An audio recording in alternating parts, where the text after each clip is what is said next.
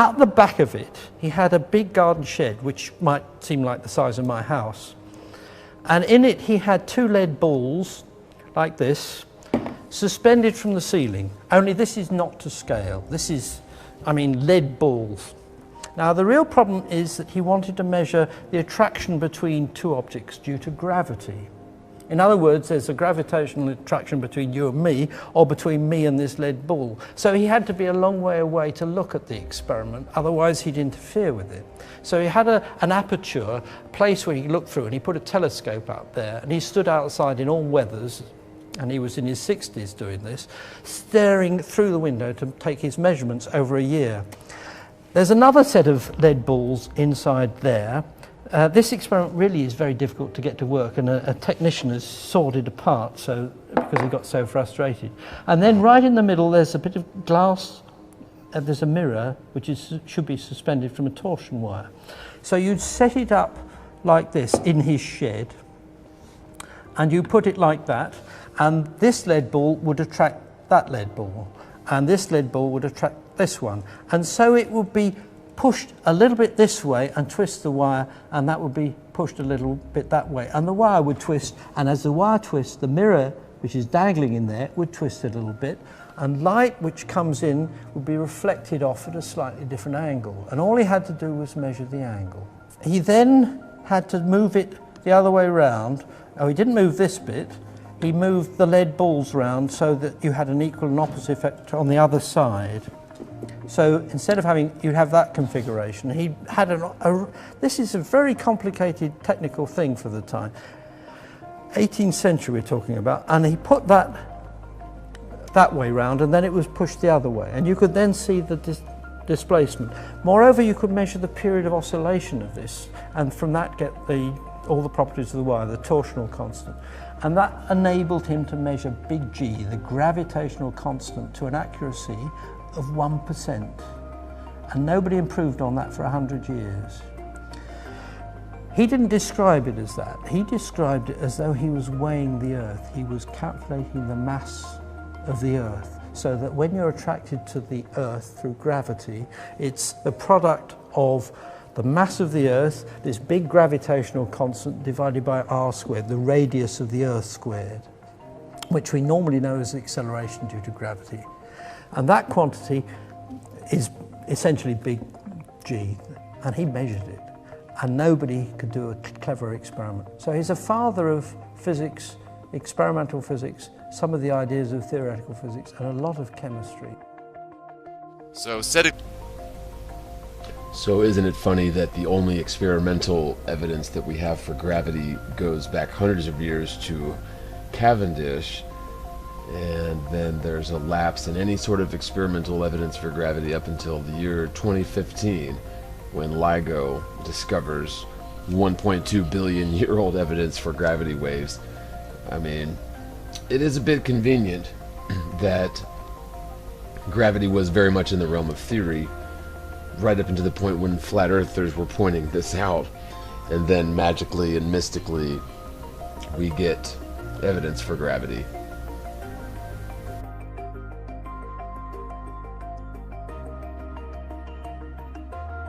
So isn't it just a bit convenient that gravity remained in the realm of theory, gravitational waves more specifically, but gravity in general, remained in the realm of theory until just after flat earthers started pointing this out to the population, and in fact debunking the heliocentric model and making the rather obvious and true assertion that gravity doesn't exist. It's again, a figment of the imagination. It is a phantom of the globe Earth theory. And again, this is not to argue what goes up must come down. Yes, even flat earthers agree that if you drop a brick on your foot, it's going to hurt. Or if I jump off a window, jump out of a window, I'm going to fall and hit the ground. Yes, that is all true indeed. Again, the point that is in contention here, the thing that we're arguing here, is what exactly causes it, right? So with all that caveat out of the way, it wasn't until very, very recently, and again, this is right after flat Earth proponents start pointing all this stuff out, these problems with the ball Earth in general, that's when science, or science with a capital S, scientism, steps forward with their so-called proof of gravity or gravity waves. So I'm going to read a couple of articles, or read through a couple of articles. I don't know if I'll read through the whole thing, but I may, because there's just a lot of gold in here, and I will interject as necessary. The first article is going to be from spaceplace.nasa.gov, and the second article is going to be from www.newsscientist.com. I will put links in the description box for you guys below in case you're interested in reading. Okay, so this first one here, I really kind of enjoyed reading this, so I may read the whole thing. It is a bit lengthy, but again, this is not published by flat earthers, not in the slightest. This is written by standard globe Earth believing bona fide scientists who are pointing out that LIGO lies. Well, I don't know if I'd go so far as to say that, but LIGO definitely stretches the truth, living up to their name, and honestly, I couldn't have said a lot of this stuff better myself, no way, and so I'll just let the scientists say it. Again, these are their own guys. One of the boys is writing this stuff against LIGO. So let's go ahead to it. And again, this is newsscientist.com. The article's called Exclusive: Grave Doubts Over LIGO's Discovery of Gravitational Waves. And this is a bit dated. Don't you just love how they never date an article? Here we go. Yes, they do. Okay, so October 31st, 2018. So this was, wow, Halloween, All Hallows Eve. Okay, so, again, this article's written by Michael Brooks, October 31st, 2018, at newscientist.com. Alright, so the news, we had finally found ripples in space-time reverberated around the world in 2015. Now it seems they might have been an illusion. Let me just stop it right here. So you mean to tell me that the real computer simulations might have been an illusion? By the way, this is not a Hollywood production that I'm going to show you. It is actually a real computer simulation. You mean to tell me that the ripples in space-time might not have been detected? Because again, you guys, I mean, come on, space-time. I mean, think about that just for a second. Space-time. You've got physical, tangible, measurable space. This is a thing. This is an object. Objects exist in space. It is of a physical nature. It is of substance. It damn sure ain't ethereal. This is corporeal. This is tangible space and meshed together with time, a construct of the mind in order to organize events along a chain. So this would be like verb stuff, right? Okay, so time is definitely not a tangible thing that you can touch and pick up.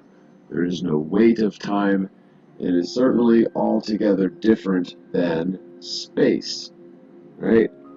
So right out the gate here, you guys, I'm terribly sorry that just because Einstein thunk of a thing called space-time doesn't mean that it is a thing, okay? We certainly do have space, and we certainly do have time, but I'm sorry, kids, space-time just ain't a thing, okay? The idea of space-time is tantamount to claiming that you can weigh the dream of a fart, right? So how much does the dream of your fart weigh? And scientists at NASA would have an exact answer for that. Okay? That's about the same realm that space-time is in as far as I'm concerned. So I got off a bit into the weeds right here in the first sentence of this article, so I'll just take it from the top again, because it is just a lovely, lovely opening to an article coming from mainstream scientists who just love NASA. They wear NASA underwear. They've got NASA baseball caps. These guys love them some NASA and some space-time, okay? The news we had finally found ripples in space-time reverberated around the world in 2015. Now, it seems they might have been an illusion. Okay. There was never much doubt that we would observe gravitational waves sooner or later. This rhythmic squeezing and stretching of space and time is a natural consequence of one of science's most well-established theories, Einstein's general relativity. So, when we built a machine capable of observing the waves, it seemed that it would only be a matter of time before a detection.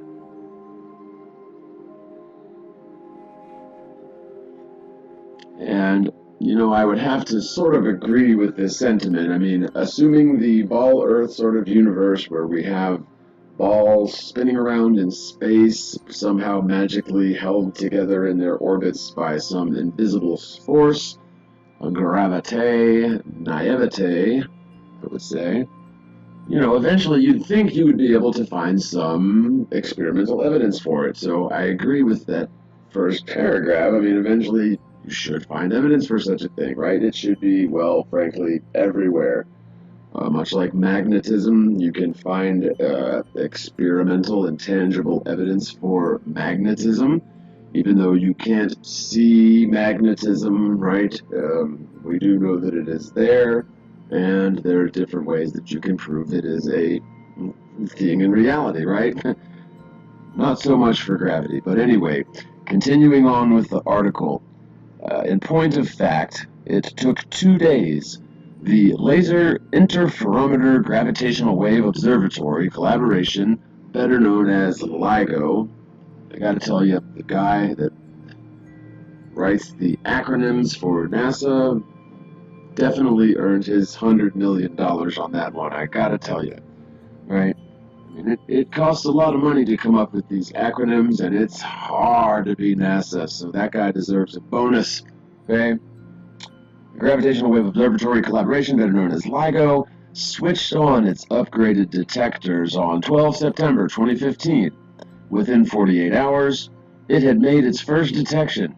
It took a few months before the researchers were confident enough in the signal to announce a discovery. Headlines round the world soon heralded one of the greatest scientific breakthroughs of the past century. In 2017, a Nobel Prize followed, and 5 other waves have since been spotted. Or have they? That's the question asked by a group of physicists who do not have their heads shoved entirely up their bungholes. No, I made that part up. A group of physicists who have done their own analysis of the data. Quoting these physicists, quote, "We believe that LIGO has failed to make a convincing case for the detection of any gravitational wave event," end quote, said Andrew Jackson, the group's spokesperson. According to them, the breakthrough was nothing of the sort. It was all an illusion. The big news of that first sighting broke on 11 February 2016. In a press conference, senior members of the collaboration announced that their detectors had picked up the signature of gravitational waves emitted as a pair of distant black holes spun into one another. Wow. Distant black holes, and mind you, black holes are also very much in the realm of theory, certainly do not exist in reality, knowing that flat Earth is the truth, but even from the standard infinite space paradigm, black holes are very much in the realm of theory. Nobody has ever gone up to a black hole and verified that it is there. right? So two hypothetical things spun around and hit each other. I mean, this is really about as tangible as the dream of a fart. I mean, it is almost a perfect analogy there. So, spun into one another. The misgivings of Jackson's group. The misgivings of Jackson's group, based on the Niels Bohr Institute in Copenhagen, Denmark, began with this press conference. The researchers were surprised at the confident language with which the discovery was proclaimed and described to inspect things more closely. With which the discovery was proclaimed and decided to inspect things more closely. So perhaps these guys were actually doing some science over there. They weren't just jumping on bandwagons and agreeing with things that the guy said who's head of the multi-billion-dollar lie factory. I gotta tell you, it is very easy to just jump on the bandwagon with the guy heading up the multi-billion-dollar lie factory, because I'll tell you what, scientists love to get paid, and so, if the billion-dollar lie factory is saying something and the guy who's heading it is saying something, why would you argue with him? Why would you question him? Why would you scientists? I mean, come on, what are you guys thinking out there sciencing like some scientists? Yeah, right.